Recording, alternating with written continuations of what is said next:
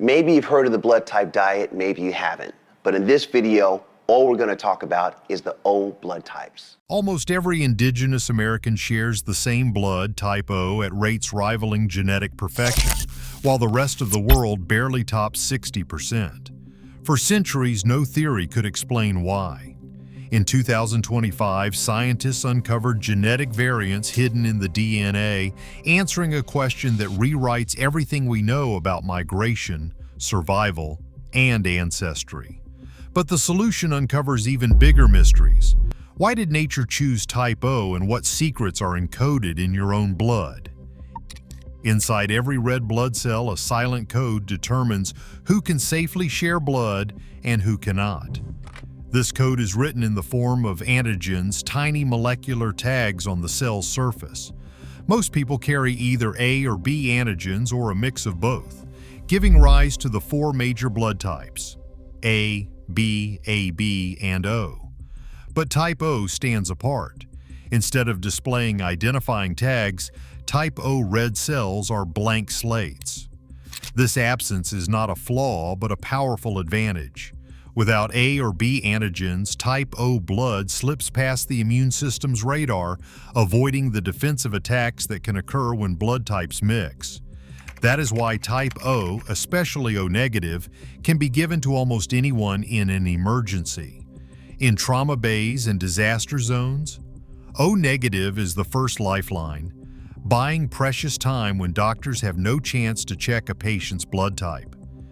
The universal donor reputation comes from this molecular simplicity: no tags, no targets, less risk of rejection. The science runs deeper. The gene cluster that controls these antigens, known as ABO, operates like a switchboard. In most people, the switch is set to add A or B sugars to the cell surface. In type O, a small genetic deletion disables the machinery, leaving the surface plain. This deletion is surprisingly stable, resisting the usual shuffling and mixing that happens when populations intermarry. Over generations, type O tends to persist where it is common, rarely diluted by other types unless new genes are introduced. For Indigenous Americans, this blank slate trait became not just a medical curiosity, but a defining feature, one that would shape survival, identity, and the very meaning of kinship. Understanding how a missing tag on a single cell could ripple through centuries of history starts with this simple fact: sometimes, in the world of blood, less truly is more. Across the continents, blood types draw a genetic map that reflects the tangled paths of human migration and adaptation. In Africa, where our species began, type O is common. Almost half the population carries it. This high proportion likely traces back to ancient survival pressures, including diseases like malaria, which shaped the genetic landscape over tens of thousands of years. Yet Africa's blood is far from uniform. Types A and B are also well represented, adding to the genetic diversity of the region. Europe presents a different pattern. Here type A takes the lead, especially in northern and central countries, where it can account for nearly 40% of the population. Type O remains significant, but the presence of type B is much lower than in other parts of the world. This blend reflects waves of migration and mixing, from early farmers to later steppe herders, each group carrying their own genetic signatures into the continent's bloodstream. In Asia, the story shifts again. Type B rises in frequency, reaching its highest levels in Central Asia and parts of India. Some regions report more than a quarter of people with type B, and the distribution stretches eastward, blending with other types along the Silk Road's ancient routes. The genetic mixture here is complex, evidence of empires, trade, and the movement of countless communities across vast distances. These continental contrasts reveal that blood type diversity is the norm, not the exception. Populations rarely exist in isolation. Over time, migration and intermarriage introduce new genetic variants, creating a patchwork of blood types within each region. Against this global backdrop, the near uniformity of type O among indigenous peoples of the Americas stands out as a striking anomaly. It begs a deeper question: what forces, historical or genetic, could erase the usual mix and leave behind such a singular mark? In the Americas, blood tells a story unlike any other. Among indigenous communities from the Arctic tundra to the Amazon basin, type O blood does not just dominate, it nearly erases all other possibilities. Population surveys from the 20th century and the 21st century reveal a pattern that borders on the absolute. In dozens of tribes, especially across Central and South America, 90 to 100% of people are type O. The Yanomami of Brazil, the Amara of the Andes, and the Navajo of the American Southwest each hold rates that approach genetic uniformity. In some villages, every single sampled person is type O. Compare this to the world at large, where only about 62% of people carry type O, and the rest are a blend of A, B, or AB. No other region comes close to this level of fixation. Even in Africa, where type O is common, diversity remains the rule. In Asia and Europe, the mix is even more pronounced. Yet in the Americas, from the subarctic forests of Canada to the rainforests of Peru, the same blank slate blood type flows almost universally. This is not a quirk of recent history. Early geneticists, puzzled by the near absence of A and B types, wondered if some force had wiped out the alternatives or if a unique event had set the Americas on a different genetic path. Classic evolutionary models failed to account for the sheer intensity and consistency of type O dominance. The question lingered for generations. What could explain such a sweeping genetic signature, untouched by the mixing and migration that shaped every other continent? The enigma of type O in indigenous America stands as one of biology's most persistent mysteries, a riddle written in the blood of millions waiting for its answer. Around 20,000 years ago, as the last ice age reached its peak, a narrow corridor of frozen land connected Siberia to the Americas. This was Beringia, a windswept, treeless plain stretching hundreds of miles, where mammoth herds and small bands of hunter-gatherers moved in search of survival. Archaeogeneticists estimate that the group who crossed Beringia was astonishingly small. Some models suggest as few as several hundred individuals, all carrying with them only a sliver of the genetic diversity found in their Siberian relatives. Among their genes was a high frequency of the O allele, likely due to chance as much as any selective advantage. This crossing acted as a genetic sieve. The limited number of people meant that rare alleles, like those for A and B blood types, could be lost entirely or become vanishingly rare simply by not being present in the founding group. This phenomenon, known as a genetic bottleneck, shaped the future of every descendant. As these families settled and spread southward, their gene pool remained closed off from the rest of the world for thousands of years. No new waves of migration brought in fresh variants. The O allele, already common in the founding population, became even more concentrated with each generation. Population geneticists compare this to planting a forest from a single handful of seeds. Whatever traits are present in those few seeds will dominate every tree that grows. In the case of the Americas, the O allele was that seed. Over centuries, as early Americans adapted to new landscapes and climates, their blood retained the genetic signature of that original crossing. The near absence of A and B alleles is not the result of a single dramatic event, but the quiet arithmetic of small numbers, isolation, and time. For archaeogeneticists, each ancient genome recovered from early American sites provides another piece of this puzzle. The data points to a single narrow entryway, a demographic bottleneck that left a lasting imprint on millions of people. The journey through Beringia's narrow door set the stage for a genetic story that would unfold uninterrupted for millennia. Lake Baikal, deep in southern Siberia, holds secrets locked in water and bone. Archaeogeneticists studying this ancient lake have pieced together a complex portrait of human movement and mixing that stretches back hundreds of thousands of years. Excavations around Baikal's shores have yielded human remains with genetic signatures that link not only to Siberia, but to populations far across the continents. Ancient DNA recovered from these sites reveals traces of Neanderthal and Denisovan ancestry, showing that this region was a crossroads where archaic and modern humans met, interbred, and passed on their genes. Comparisons between these ancient genomes and those of present-day Indigenous Americans uncover striking similarities. Certain genetic markers, rare in Eurasia but common in the Americas, are found in the Baikal region. That suggests the ancestors of the first Americans did not come from a single, isolated group, but rather from a tapestry of peoples who mingled in Siberia over millennia. This evidence challenges the old idea of a simple one-way migration across the Bering Land Bridge. Instead, genetic data points to multiple waves of movement, with Lake Baikal acting as a gathering point where lineages converged before some set out for the Americas. In the laboratory, archaeogeneticists like Dr. Alina Sokolova analyze fragments of DNA extracted from ancient teeth and bones, mapping the spread of key gene clusters, including the one responsible for blood type O. By sequencing these ancient genomes, researchers have found that the same O allele present in indigenous American populations can be traced back to Siberian ancestors who lived near Baikal.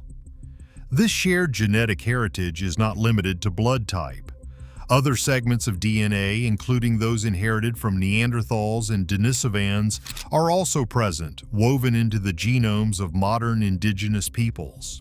Lake Baikal's role as a genetic hub complicates the story of how the Americas were peopled. Rather than a single founder event, the evidence suggests a long history of contact and admixture with ancient Siberians contributing to the genetic makeup of future Americans. This deep connection, revealed through the painstaking work of archaeogeneticists, adds new layers to the mystery of type O blood and the broader story of human migration. The journey of a single gene can span continents and millennia, shaped by the ebb and flow of ancient peoples who once gathered at the shores of Baikal. Across the vast Pacific, genetic evidence has uncovered a story that once seemed impossible.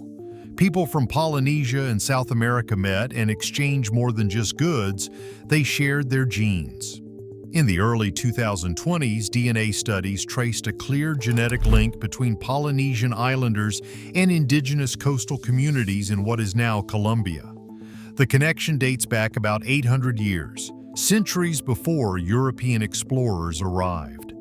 Sweet potatoes, native to the Americas, turned up in ancient Polynesian archaeological sites.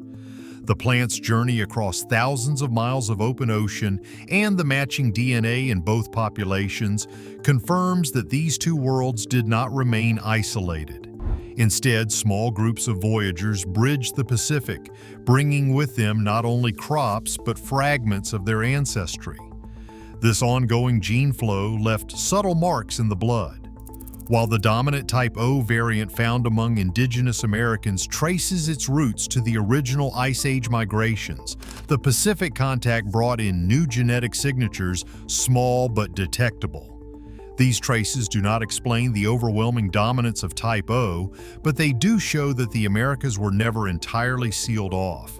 Every so often, a new allele would slip in, carried by a sailor or a castaway, and join the genetic conversation already underway. A modern case from the Blackfeet Nation in Montana startled researchers and challenged old assumptions. DNA analysis of a man named Crawford, whose family had lived on the Blackfeet Reservation for generations, revealed a rare genetic marker more commonly found in populations far to the south and west, closer to the Pacific and even Polynesia than to the classic Siberian routes. The Blackfeet Reservation spans over 1 million acres and includes more than 17,000 enrolled members. The Blackfeet had long been considered a genetic outlier with higher rates of type A blood than most indigenous groups. Crawford's DNA added a new wrinkle to the story. Migration and mixing did not always follow a straight path.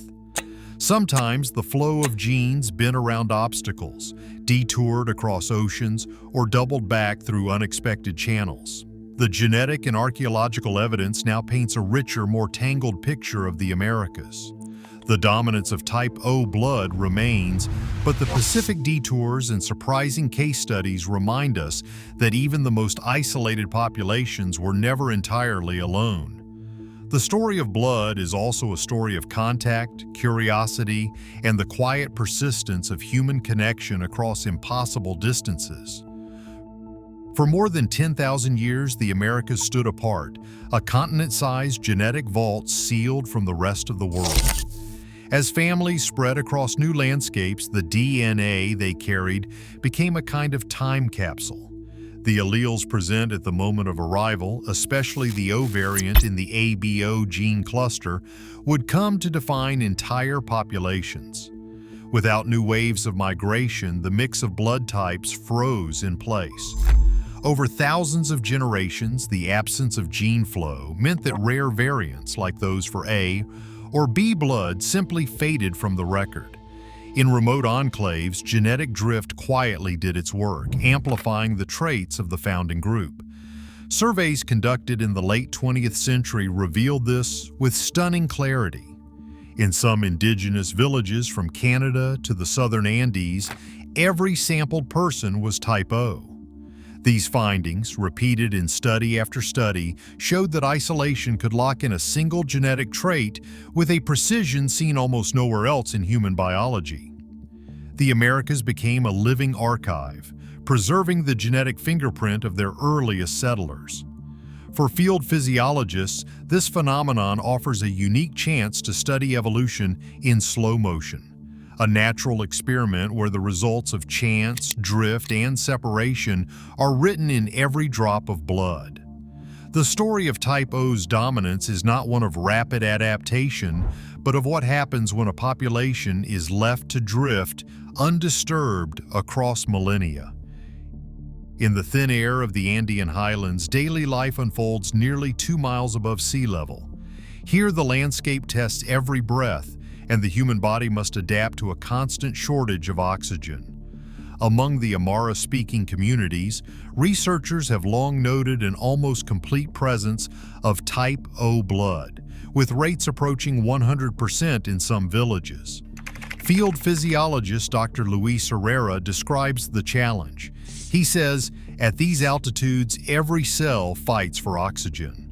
The adaptations we see are not just in lungs or hearts, but written into the genetic code. Yet when scientists search for a direct link between type O and better oxygen transport, the evidence told a different story.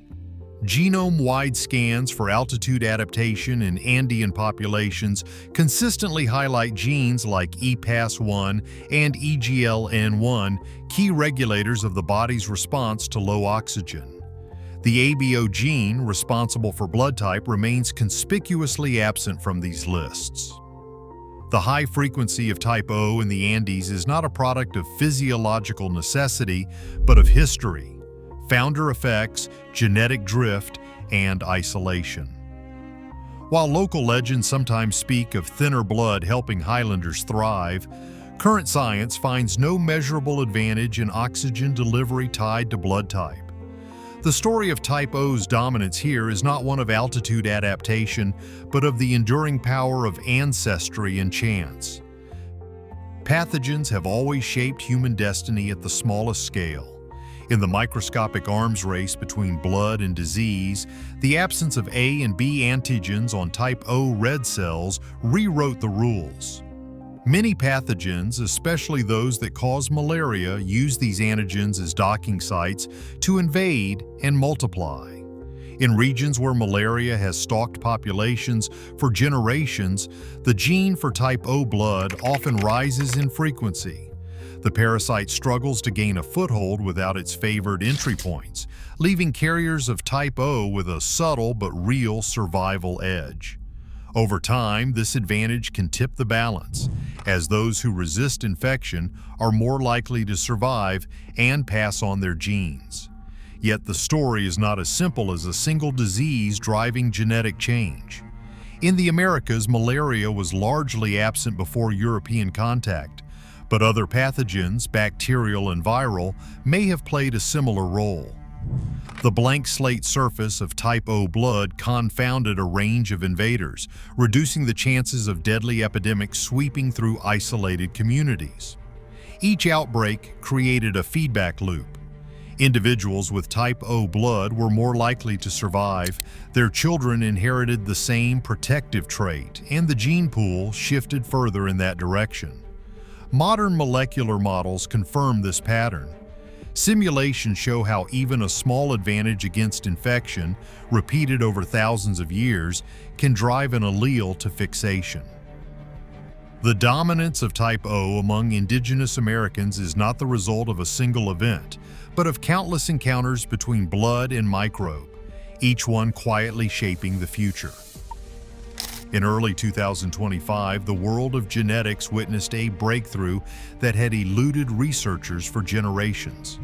At the center of this discovery was Dr. Maya Leon, a geneticist whose team at the University of Sao Paulo had spent years poring over DNA samples from indigenous communities across the Americas.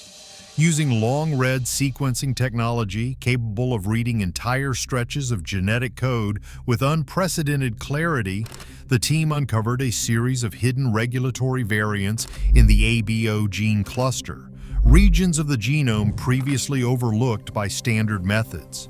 These variants, found almost exclusively among Indigenous American populations, did not simply inactivate the machinery for A or B antigens. Instead, they acted as molecular guardians, locking the O configuration into place and shielding it from the usual genetic shuffling that occurs when populations intermingle. Lab notebooks from March 2025 tell of late nights and mounting excitement as the data came together.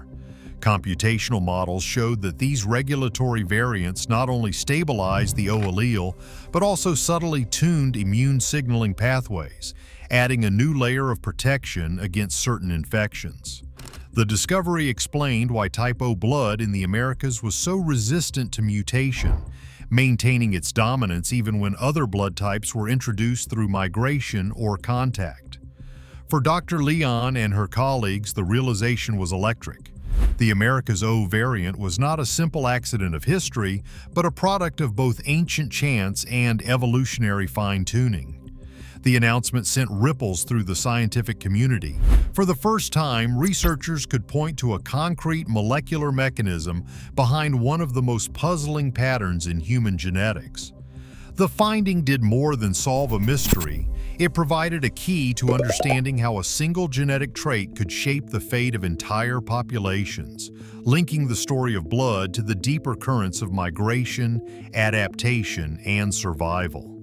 As the results were published, Dr. Leon's team knew they had not just cracked a code, but opened a new chapter in the science of human ancestry. In the spring of 2025, Dr. Maya Leon's team set out to test their findings in the lab and in silico, determined to move beyond genetic patterns and into the realm of biological function. The consortium, drawing on expertise from immunology, genomics, and computational biology, designed a series of experiments to probe how the newly discovered regulatory variants in the ABO gene cluster actually affected blood cells. Using CRISPR, researchers introduced these Indigenous American variants into cultured human cells, then measured the activity of the glycosyltransferase enzymes responsible for decorating red blood cells with A or B antigens. The results were striking. Cells carrying the America's specific variants produced almost no A or B antigen, even under conditions that would normally trigger expression. Instead, the O configuration remained stable, confirming that the regulatory changes acted as a genetic lock, one that standard mutations could not easily pick apart. Parallel teams ran immune signaling assays, exposing the engineered cells to a battery of pathogen proteins and immune system triggers. The O variant cells responded with a distinct pattern, with certain inflammatory pathways dampened and others linked to antiviral defense modestly elevated. This subtle tuning suggested an evolutionary trade-off, where the stability of type O not only protected against unwanted immune attacks during transfusion but also shaped how the body responded to infection. To validate these findings, the research group turned to artificial intelligence. Machine learning models trained on hundreds of thousands of genomes and clinical records predicted that the America's O variant would resist recombination and maintain its blank slate phenotype across generations.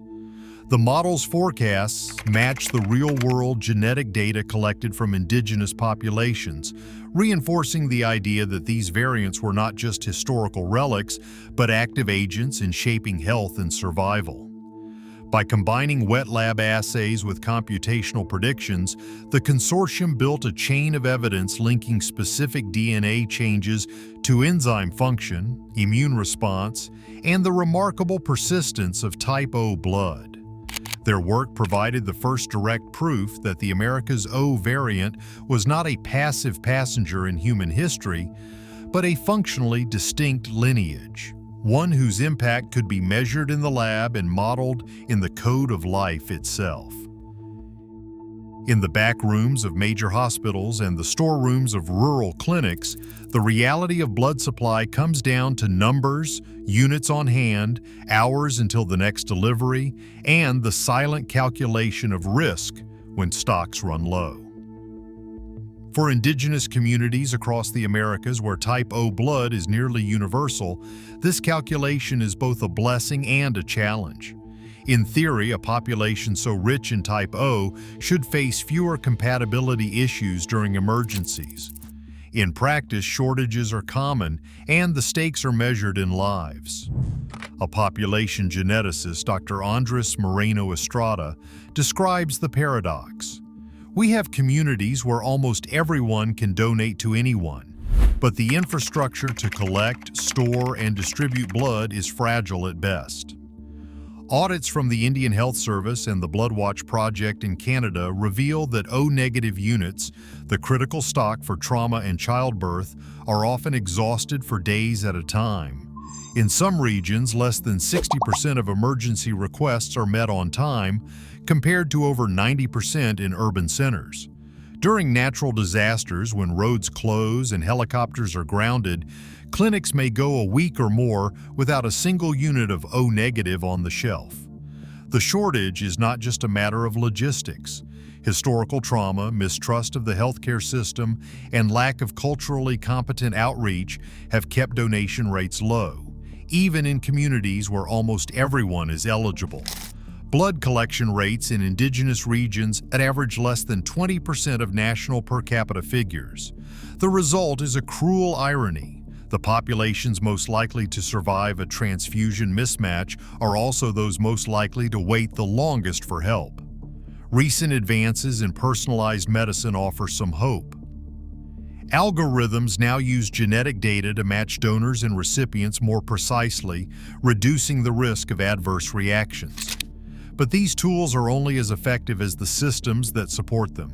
Without investment in mobile blood drives, cold storage, and community partnerships, technology alone cannot close the gap. Dr. Moreno Estrada warns that the promise of precision medicine will remain out of reach unless equity becomes as much a priority as innovation. The future of blood care will depend not just on genetic breakthroughs, but on rebuilding trust in infrastructure, one lifeline at a time. Questions about who owns genetic data have moved from university labs to kitchen tables and tribal councils. For indigenous communities, the discovery of unique type O variants is more than a scientific headline. It is a matter of sovereignty. At the Blackfeet Nation Health Center, genetic counselor Mariah Spotted Elk listens as elders debate whether DNA should be shared with outside researchers. Our blood is our story, she says. It belongs to us, not the companies, not the universities. This stance is echoed across the Americas, where tribal governments now write their own rules for how samples are collected, stored, and used. Some require that all research agreements include community oversight and the right to withdraw consent at any time. Others have created biobanks that remain under tribal control with strict limits on who can access the data. These measures reflect hard lessons from a past in which biological samples were often taken without true understanding or benefit to those who gave them.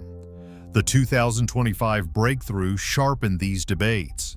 As news spread of the unique regulatory variants found in indigenous DNA, biotech firms moved quickly to patent-related testing methods and propose new drugs. Tribal leaders responded by demanding guarantees that discoveries arising from their genetic material would return value to their people, not just to distant shareholders. In some regions, health services now employ indigenous genetic counselors to bridge the gap between science and tradition, helping families navigate both the promise and the risk of DNA testing. For many, the conversation is not about rejecting science, but about setting terms. Genetics is a tool, not a definition, Spotted Elk explains. Our rights, our knowledge, and our future must be protected as fiercely as our ancestors protected our land. The story of type O blood, once told only in the language of molecules and migration, now includes the voices of those whose lives it shapes. The challenge is clear: to honor the discoveries of modern science without repeating the mistakes of the past, and to ensure that the power of genetic knowledge strengthens rather than undermines the sovereignty and identity of indigenous peoples. Today, hospitals worldwide depend on type O blood to save lives, even as indigenous communities, where its prevalence is highest, face some of the deepest healthcare inequalities. The 2025 discovery does not just answer a scientific riddle. It raises urgent questions about access, ethics, and who benefits from genetic breakthroughs. Our survival still flows through invisible, ancient threads. The next chapter is not just about what is in our blood, but what we choose to do with that knowledge. Share your thoughts below.